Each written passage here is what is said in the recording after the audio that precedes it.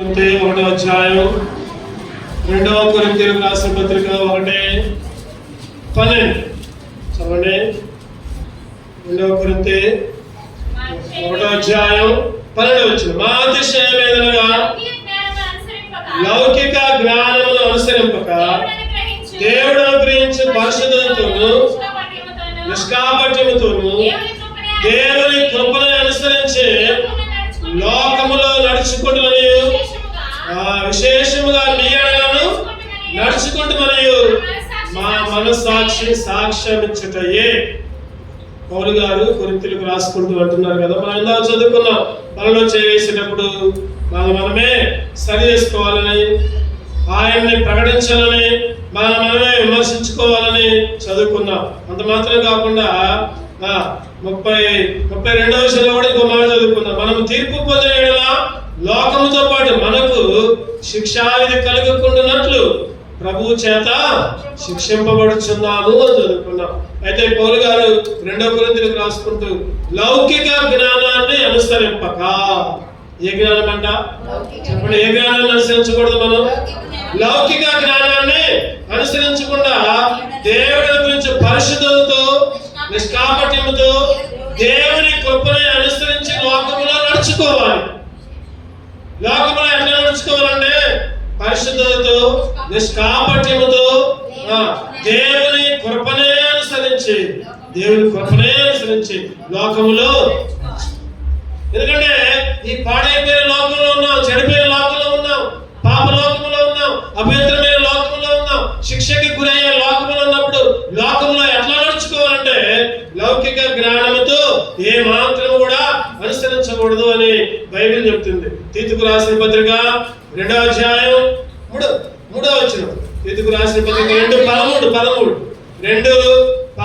అనగా మహాదేవుడును మన రక్షకుడునైన యేసుక్రీస్తు మన యొక్క ప్రత్యక్షత కొరకు ఎదురు చూచుచు ఈ లోకములో స్వస్థ బుద్ధితో నీతితో భక్తితో బ్రతుకుచుండాలని మనకు. ఈ లోకంలో ఎట్లా బ్రతకాలంట చెప్పండి, ఎట్లా బ్రతకాలి? ఒకటి ఇందాకేమో చదువుకున్నాం, లౌకిక జ్ఞానంతో కాకుండా పరిశుద్ధత, నిష్కాపట్యం, దేవుని కృపనే అనుసరించి బతకాలి. ఇంకోటి ఎక్కడ ఉంది? ఈ లోకంలో ఎట్లా ఉండాలంటే స్వస్థ బుద్ధితో నీతితో భక్తితో బ్రతకాలి. నిజంగా వీటన్నింటి గురించి చెప్తుంటే ఇవన్నీ మనలో ఉన్నాయా అని మనకే డౌట్ వచ్చింది. ఇవన్నీ నాకు లేవుగా, స్వస్థ బుద్ధి లేదుగా, ఎప్పుడు కుళ్ళు బుద్ధి నాయన, ఎప్పుడు కుళ్ళు బుద్ధి ఉంది. ఇంకా ఏముంది? స్వస్థ బుద్ధి అంట, ఇంకా నీతితో. ఈరోజు నీతే లేదు నా దగ్గర, నీ దగ్గర, మన దగ్గర నీతి లేదు, స్వస్థ బుద్ధి లేదు, భక్తి అసలు లేదు. మందిరంలో ఉన్నంతసేపే, మందిరంలో దాడిన తర్వాత మన ఇష్టం. ఈరోజు ఎన్నోసార్లు అందుకనే బ్రతకాలంట. ఎట్లా బ్రతకాలంటే స్వస్థ బుద్ధి. లోకంలో బ్రతికేటప్పుడు ఎట్లా బ్రతకాలంటే స్వస్థ బుద్ధి, నీతి, భక్తితో. అందుకనే హెబ్రీయుల గ్రంథకర్త 11వ అధ్యాయం 37 చివరిలో ఒక మాట ఉంటుంది.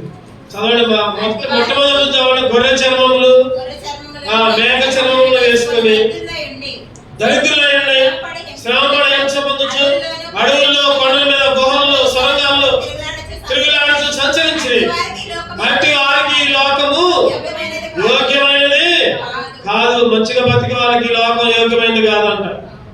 సరి చేసుకున్న వాళ్ళకి, బుద్ధి తెచ్చుకునే వాళ్ళకి ఈ లోకం యోగ్యమైనది కాదు. ఈ లోకంలో అసలు నివసించడానికి మనం తగం, ఒక మాట చెప్పాలంటే.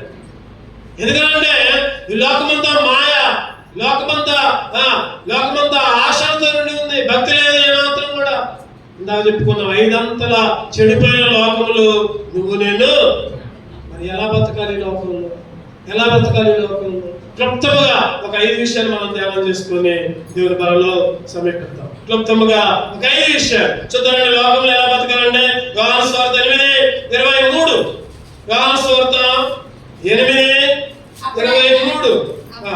అప్పుడు ఆయన, మీరు క్రింది వారు, నేను పైనుండి వాడును, మీరు ఈ లోక సంబంధులు, నేను లోక సంబంధుడను కాదు. యేసుక్రీస్తు అంటున్నాడు కదా, మీరు లోక సంబంధులు, నేను లోక సంబంధుడిని కాదు. మీరేమో క్రింది వారు, నేనేమో పైవాడిని. ఈరోజు నువ్వు నేను కూడా దేవుని జీవించాలి. పైవారిగానే ఉండాలి, లోక సంబంధులుగా ఉండకూడదు. లోక సంబంధులుగా నువ్వు నేను కూడా ఉండకూడదు. మనమంట లోక సంబంధులుగా ఉంటున్నాం. మీరు ఈ లోక సంబంధులు, నేనైతే ఈ లోక సంబంధిని ఏమాత్రం కూడా. మీరు ఈ లోక సంబంధులు లోక అధికారి చెప్పినట్లు మీరు చేస్తున్నారు. ఎవరు లోకాధికారి? ఇందాక చెప్పుకోండి, చెప్పండి ఎవరు లోకాధికారి? యోహాను సువార్త 14:14-30. యోహాను సువార్త 14:30 మీతో విస్తరించి మాట్లాడను, ఈ లోక అధికారి వచ్చుచున్నాడు, వారితో నాకు సంబంధమే లేదు. లోకాధికారికి దేవునికి అసలు సంబంధమే లేదు. లోకాధికారి లోకాన్ని పరిపాలిస్తున్నాడు. ఆ అధికారత్వములో నువ్వు నేను ఉంటున్నావు. లోక సంబంధులుగా ఉన్నాం. రక్షణ పొందాం, బాప్తిసం తీసుకున్నాం, మారుమనసు పొందాం, మందిరానికి వస్తున్నాం. అయినా మన జీవితం అంతా లోక సంబంధులుగా ఉంటున్నాం. క్రింది వాడిగా ఉంటున్నాం, పైవాడిగా ఉంటున్నా. కొలస్సీయులకు రాసిన పత్రిక 3:2 అనుకుంటా, మీరు పైన ఉన్న వాటినే వెతకండి, క్రింది వాటిని మాత్రం కూడా వెతకదు. క్రింది వాటిని మాత్రం కూడా. ఒకసారి అంట ఒక అయ్య గారు జంతువులు కొన్ని ఉన్నాయంట. అక్కడేమో మేకలు ఉన్నాయి, గొర్రెలు ఉన్నాయి, కొన్ని ఆవులు ఉన్నాయి, కొన్ని చేమపందులు కూడా ఉన్నాయంట. ఒక్కొక్క దగ్గరికి పోయి గొర్రెలు అడుగుతున్నాడంట, మీరు నాతో పాటు పరలోకం వస్తారంటే అయితే తాకు అయిపోయారు. మేక దగ్గర మేకలు అడిగితే నాతో పాటు పరలోకానికి వస్తారంటే అవి కూడా తాకు అయిపోయాయంట. ఆవుల దగ్గరికి పోతే ఆవులు కూడా అడిగితే అవి కూడా తాకు అయిపోయి అంబా అన్నాయంట. చేమపంది దగ్గర పోయి పంది నువ్వు నాతో పాటు పరలోకానికి వస్తావా అంటే ఆ పంది ఏమన్నదంటే పరలోకంలో బురదకుంటాడు అని అడిగింది. ఏమడిగింది చెప్పండి? పరలోకంలో కూడా బురదకుంటుంటుందా? బురదే కావాలి బురద మనిషికి. ఏం కావాలంటే చెప్పండి? ఈ పంది పరలోకంలో బురదకుంటుంటుందా అంటే లోకంలో ఇష్టం వచ్చిన మాటలతో, ఇష్టం వచ్చిన జీవితంతో, లోక సంబంధులతో కలిసి ఇష్టం వచ్చిన మాటలు మాట్లాడుకుంటూ ఉంటాం. ఏ కావాలి వాళ్ళకి? ఆత్మీయ భద్రత ఏది అక్కర్లా, పైన చూపులు ఏది అక్కర్లా, లోకాన్ని కింద చూపులే. ఎప్పుడు లోకంలోనే లోక తలంపు, లోక ఆలోచనలే. అందుకని యోహాను సువార్త 17:14 కూడా ఒక చక్కటి మాట రాయబడుతుంది. యోహాను సువార్త 17:14, నేను లోక సంబంధిని కానంటూ వారును లోక సంబంధులు కారు కనుక లోకముల నుండి వారిని తీసుకో అని ప్రార్థించటం లేదు, కానీ దుష్టుడి నుండి వారిని కాపాడుమని ప్రార్థిస్తున్నాను. ఈరోజు లోకము నిన్ను ద్వేషించింది, లోకము నిన్ను తిట్టింది, నిన్ను ఆడిపోసుకుంటది, ముసలమ్మ ముచ్చట్లు చెప్పుకుంటది లోకం. ఎవరైతే దేవుని యందు భయభక్తులు కలిగి ఉంటారు, ఎవరైతే దేవుల్లో ఎదుగుతా ఉంటారు. అందుకనే ఒక ఆయన అన్నాడు కదా, చెట్టున్నా కాయలున్న చెట్టుకే ఏముంటాయంట? రాళ్ళు వస్తాయి. అంటే ఆ చెట్టుకి ఎన్నో కాయలు ఉంటాయి, మంచి మంచి పనులు ఉంటాయి, దానికి ఏం వేస్తారంటే రాళ్ళు వేస్తా ఉంటారు. ఆ చెట్టునే అంటా ఉంటారు. నువ్వు ఎప్పుడైతే ఆత్మీయంగా అభివృద్ధి చెందుతావు, ఆత్మీయంగా దేవుళ్ళు ఎదుగుతా ఉంటావు, ఎన్నో మాటలు అంటా ఉంటారు, రకరకాల మాటలు. ఎందుకంటే బురద మనుషులు కాబట్టి. ఆ పని కనుక పరలోకంలో బురద ఉంటుందా అన్నట్టు వీళ్ళు ఎట్లా ఉంటుందంటే వీళ్ళు కూడా అంతే చేస్తూ ఉంటారు. అటువంటి వాళ్ళే కావాలి, ఆ మాటలు చెప్పుకోవాలి, అటువంటి వాళ్ళతోనే సహవాసం. ఈరోజు దుష్టులు, అందుకనే లోకము మిమ్మును ద్వేషించును, లోకం మిమ్మును. ఈరోజు ఎందుకంటే మొదటిగా లోక సంబంధిగా అస్సలు ఉండకూడదు. ఒకటిది ఈ లోకంలో ఎట్లా జీవించాలంటే చెప్పండి, లోక సంబంధిగా వద్దు. రెండోదిగా చూద్దామండి, మొదటి యోహాను 2:15. మొదటి యోహాను 2:15.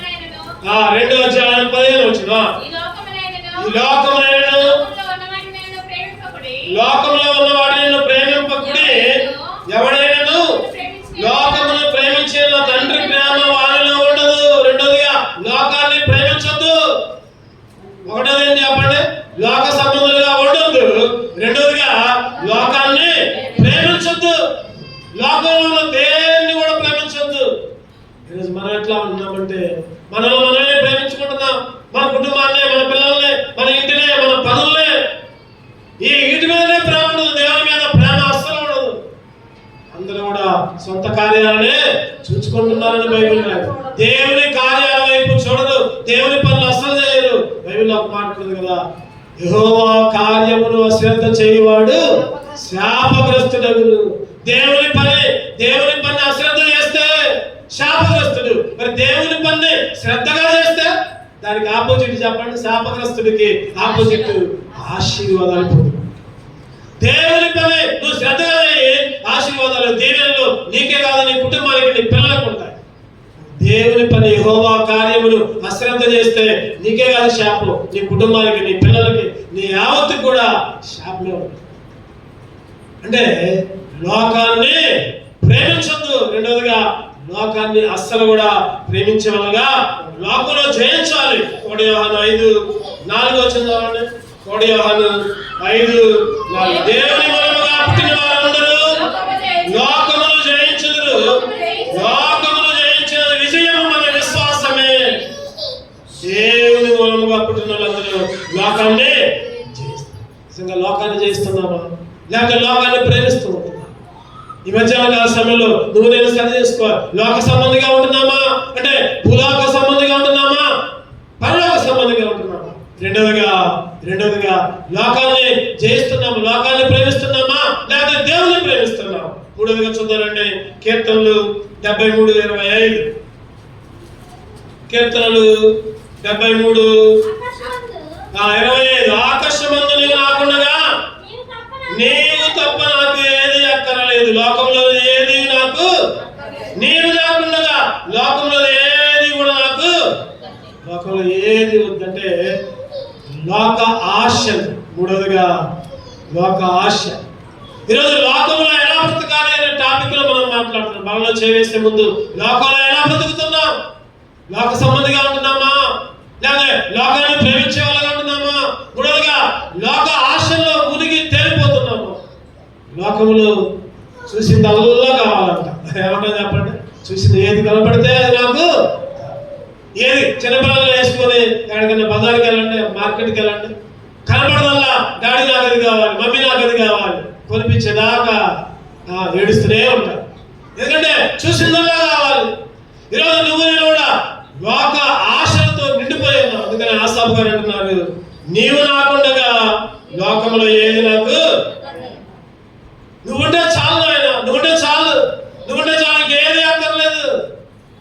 నీవుంటే నాకు చాలు యేసయ్యా, నీ వెంటే నేను ఉంటా యేసయ్యా, నీవుంటే నాకు చాలు యేసయ్యా,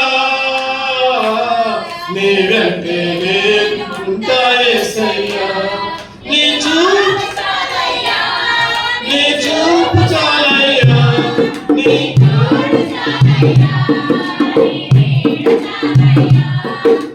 మాట చాలయ్యా, నీ చూపు చాలయ్యా, నీ తోడు చాలయ్యా, నీ నీడ చాలయ్యా, నీవుంటే నాకు ఆకాశంలో నువ్వు నాకుండగా నాకు ఇంకేది కూడా అటువంటి అనుభవంలోకి రావాలి. అంటే లోకంలో ఆశ లేదు. దేవుడు ఇచ్చిందనుకోండి, అనుభవించు. దేవుడు ఉద్యోగం ఇచ్చాడు, అనుభవించు. దేవుడు ఇల్లు ఇచ్చాడు, అనుభవించు. లేదా దేవుడు పిల్లలు ఇచ్చాడు, అనుభవించు. దేవుడు ఆరోగ్యం ఇచ్చాడు, అనుభవించు. అంతేగాని అయ్యే సర్వసంగా ఎంచుకొని దేవుణ్ణి లెక్క చేయకుండా ఉండొద్దు. లోక ఆశల్లో ఉండొద్దు. మూడవదిగా. నాలుగవదిగా చూద్దామండి. 1 కొరింథీయులకు రాసిన పత్రిక 7:37. 1 కొరింథీయులకు రాసిన పత్రిక 7:31. ఈ లోకము అనుభవించువారు అమితముగా అనుభవింపునట్టును ఉండాలి. ఏదైనా ఈ లోకపు నటన గతించుతున్నది. లోకాన్ని అనుభవించొద్దు. 4వదిగా చెప్పండి, లోకాన్ని అనుభవించొద్దు. లోకంలో ఎట్లా బ్రతకాలి? 1వది చెప్పండి, లోక సంబంధులుగా ఉండొద్దు. 2వదిగా లోకాన్ని అసలు ప్రేమించొద్దు. 3వదిగా లోక ఆశల్లో మునిగి తేలొద్దు. 4వదిగా లోకములో ఏది కూడా అనుభవించవద్దు. లోకములో అనుభవించొద్దు. ఈరోజు చాలా మంది అంటున్నారు కదా, తిను తాగు సుఖించు, ఎంజాయ్ చేయి. పిల్లలు అనుకుంటా ఉంటారు, అరే ఎంజాయ్ చేయాల్సిన టైంలో ఎంజాయ్ చేయాలనుకుంటున్నారు. ఈరోజు చాలా మంది తింటాం, తాగడం, బైకుల మీద సెల్ఫీలు తీసుకుని పోవడం, ఏంటంటే ఎంజాయ్ చేస్తున్నాం అంటున్నారు. ఈ ముగ్గురు పోతున్నారు బైక్ మీద. ఒకడేమో సెల్ఫీ తీసుకుంటా ఫోన్లో చూస్తా ఉన్నాడు. అంతలోకి ఎదురుగా ఏదో వచ్చింది, పోయి డైరెక్ట్ గా దాన్ని గుద్దారు. ముగ్గురు అక్కడికక్కడే చచ్చిపోయారు. ఈ మధ్యనే వార్తల్లో వచ్చింది న్యూస్. ముగ్గురు స్నేహితులు అక్కడికక్కడే వెళ్ళిపోయారు సెల్ఫీ తీసుకుంటా. ఫోన్లో సెల్ఫీ తీసుకుంటా అంటున్నారు కదా, తిను తాగు సుఖించు ఎంజాయ్. మరి ఉంది ఎంజాయ్ చేయడానికి. ఈరోజు బైబిల్ అంటే లోకాన్ని అసలు ఎంజాయ్ చేయొద్దు. దేవునిలో ఆనందించు, దేవునిలో సంతోషం, దేవునిలో సుఖించు. ఈరోజు లోకాన్ని అనుభవించేలాగా ఈరోజు నువ్వు నేను కూడా లోకాన్ని అసలు కూడా అనుభవించొద్దు. ఆ రోజు ఇశ్రాయేలీయులు ఐగుప్తు నుంచి బయటకు వచ్చారులే, కానీ చెప్పండి మళ్ళీ ఐగుప్తు ఆశలన్నీ కూడా, ఐగుప్తు కోరికలన్నీ ఉన్నాయి. ఐగుప్తులోంచి పేరుకి మాత్రమే బయటకు వచ్చారు. మోషే అతను సనుగుడు గొనుగుడు, నాకు అది లేదే, నాకు ఇది లేదే, నాకు మాంసం లేదే, నాకు కూర లేదు, లేకపోతే నాకు అయ్యి లేదే ఈ లేదే, ఊరిక సనుగుడు గొనుగుడే. అక్కడ ఉన్నప్పుడేమో ఏడ్చారు. ఈ వెట్టి సాగిరి చేయలేక, ఇటుకలు పోయలేక, గడ్డి తేలేక ఏడ్చి దుఃఖపడాలి. దేవుడు విమోచించి మోషే నాయకులు పెట్టి అందరినీ బయటకు తీసుకుని వస్తే ఊరికే గొనుగుడు సనుగుడే, ఎప్పుడు గొనగడమే సగడమే మోషే మీద. అందుకని అందరూ కూడా ఏమయ్యారంటే రాలిపోయారు. అందరూ కూడా రాలిపోయారు. కారణాలు చాలా. ఈరోజు నువ్వు కూడా లోకాన్ని అనుభవించొద్దు, లోకంలో ఎంజాయ్ చేయొద్దు, దేవునిలో ఆనందించు. లోక ఆశలన్నిటి నుంచి పక్కకే రా. ఐదవదిగా చూసుకున్నారండి. చివరిగా ఇంకొకటి చూసుకుని మనం బరిలో ప్రవేశిద్దాం. యాకోబు 4:4 వ్యభిచారులారా, ఈ లోక స్నేహము దేవునితో వైరమని మీరు ఎరుగురా. కాబట్టి ఎవడు ఈ లోకముతో స్నేహము చేయగలిగిన వాడు లోకముతో స్నేహం చేస్తాడంట. చెప్పండి, ఎవరికి శత్రువు? దేవునికి శత్రువు. దేవునికి శత్రువు. లోకముతో స్నేహం చేస్తే, లోకముతో స్నేహం చేయొద్దు. అక్కడ ఒక మాట, కఠినమైన మాట ఉంది, వ్యభిచారులారా. ఏ మాట అంటే వ్యభిచారుడు అంటే రెండు రకాలుగా అర్థాలు తీసుకోవచ్చు.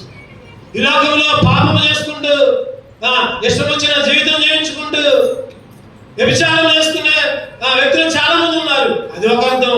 రెండో అర్థం ఏంటంటే దేవుని కంటే నువ్వు దేవుని ఎక్కువగా ప్రేమిస్తే చెప్పండి, దాంతో వ్యభిచారము చేసిన బైబిల్ చెప్తుంది.